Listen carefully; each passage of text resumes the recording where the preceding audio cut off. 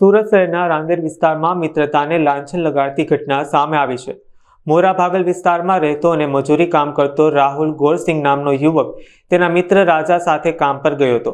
હનુમાન ટેકરી પાસે બંને મિત્રો વચ્ચે કોઈ સામાન્ય બાબતને લઈને બોલાચાલી થઈ હતી।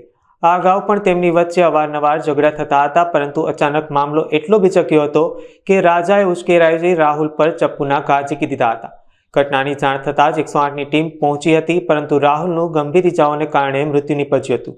રાંદેર પોલીસ તુરંત ઘટના સ્થળે દોડી ગઈ હતી અને હત્યાનો ગુનો નોંધી ફરાર આરોપી રાજાને ગણતરીના કલાકોમાં ઝડપી પાડ્યો છે। પોલીસે મૃતદેહને પોસ્ટમોર્ટમ માટે મોકલી કાયદેસરની કાર્યવાહી હાથ ધરી હતી। RJ Chaudhari police inspector Rander police station આજ રોજ રાંદેર પોલીસ સ્ટેશન વિસ્તારમાં બાણકી સ્ટેડિયમ ની બાજુમાં જે રોડ જાય છે, રોડ પર છૂટક મજૂરી કામ કરતા બે યુવાનો વચ્ચે ગાળો બોલવા બાબતે ઉશ્કેરાટ થયેલ, જેમાં મરણ જનારને સાથી જે મજૂર હતા એમણે ગાળો બોલવાના ઉશ્કેરાટના કારણે ચપ્પુ લઈ આવી અને ઈજા કરતા મરણ જનાર રાહુલભાઈને સારવારમાં લઈ આવતા દરમિયાન રાહુલભાઈનું મૃત્યુ નિપજેલ છે।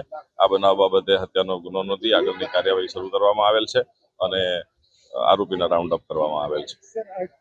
ये कौन सी जगह पे पूरी घटना पूरा वारदात हुआ?